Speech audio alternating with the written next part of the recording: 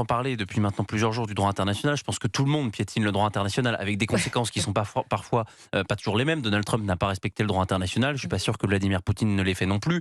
Mais par exemple, je pense à des élections comme en Roumanie et en Moldavie, où il y a des candidats qui étaient accusés d'ingérence, qui ont été enlevés des élections, qui ont été retirés des élections parce qu'ils ne plaisaient pas à l'Union européenne. On pourrait aussi considérer que ça va à l'encontre du droit international. Et puis le droit international, qu'est-ce qu'il a fait par exemple pour le peuple vénézuélien depuis 25 ans? Ça, c'est une question à laquelle personne n'est capable de répondre. Qu'est-ce que le droit international a fait pour le peuple iranien depuis maintenant 50 ans?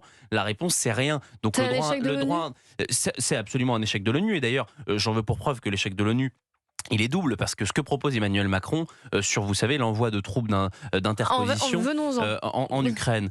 Donc d'ailleurs, je Oui, constate quand venons-en. même que c'est le seul pays de l'Union européenne, qui va possiblement envoyer des troupes en Ukraine, parce que l'Italie de Giorgia Meloni a A dit non, complètement oui. exclu tout ça. Le chancelier allemand Friedrich Merz a dit oui, pourquoi pas, mais dans un pays de l'OTAN, donc Et possiblement on limitrophe, pense mais à pas la forcément en Pologne, Ukraine. mais Oui. certainement pas en Ukraine, parce que ce serait là aussi une déclaration de guerre à Vladimir Poutine. Mais l'ONU a ce qu'on appelle des casques bleus, et les casques bleus sont là pour justement positionner des soldats, donc des soldats qui sont là pour des forces d'interposition et pour assurer un cessez-le-feu ou assurer une zone tampon pendant un accord de paix. Bon, je constate qu'il y a aussi l'échec de l'ONU, et c'est sans doute aussi pour cela que Donald Trump aujourd'hui demande à son pays et implore son pays, et va sans doute le faire, de quitter toutes ces instances internationales qui de toute manière ne servent plus à rien. On a vraiment changé, je pense que c'est très important de le redire, on a changé d'ordre mondial, on n'est plus du tout dans les mêmes codes d'avant, où on parlait de l'ONU, on parlait des Nations Unies, de l'OTAN, de l'OMS, de l'OMC. Tout ça, c'est terminé avec les nouvelles puissances qu'on a autour de nous. Alors, puisque vous avez abordé ce qu'on appellera les accords de Paris qui ont été signés avant-hier, où justement Emmanuel Macron a déclaré que plusieurs milliers de soldats français pourraient être déployés pour maintenir la paix, c'est l'étape 2. Il faut déjà qu'il y ait un cessez-le-feu. On en parlait avec vous, Xenia Fedorova, d'ailleurs, il y a 2 jours. C'est l'étape d'après, mais en tout cas, elle a déjà été signée. La Russie vient de répondre. Elle a fustigé des déclarations, je cite, militaristes après cet accord entre Kiev et ses alliés européens. Les nouvelles déclarations militaristes de la soi-disant coalition des volontaires et du régime de Kiev font d'eux un véritable axe de guerre. Donc elle a averti qu'elle considérerait, la Russie, toute présence occidentale en Ukraine comme une cible légitime pour ses forces armées. Finalement, elle l'a dit là, mais elle redit ce qu'elle a toujours dit. Exactement, c'était Pas de toujours... présence européenne en Ukraine. C'était plutôt pas de présence de forces de l'OTAN en Ukraine, parce que c'est exactement ce que la Russie veut éviter. Pas l'Ukraine dans l'OTAN, pas l'OTAN dans l'Ukraine, en Ukraine.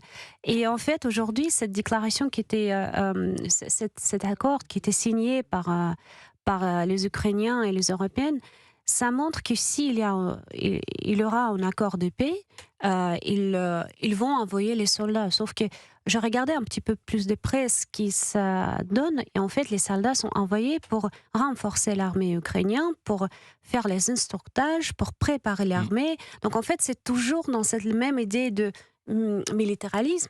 Et pour la Russie, c'est pas une paix durable, c'est juste une préparation pour une deuxième partie de la guerre, éventuellement.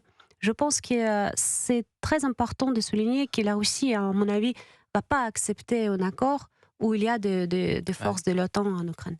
Mais et là, ça veut dire que, alors qu'on s'est quitté à la fin de l'année en disant peut-être qu'il y aura une paix, un cessez-le-feu du moins en 2026, là, on a l'impression qu'on s'en éloigne.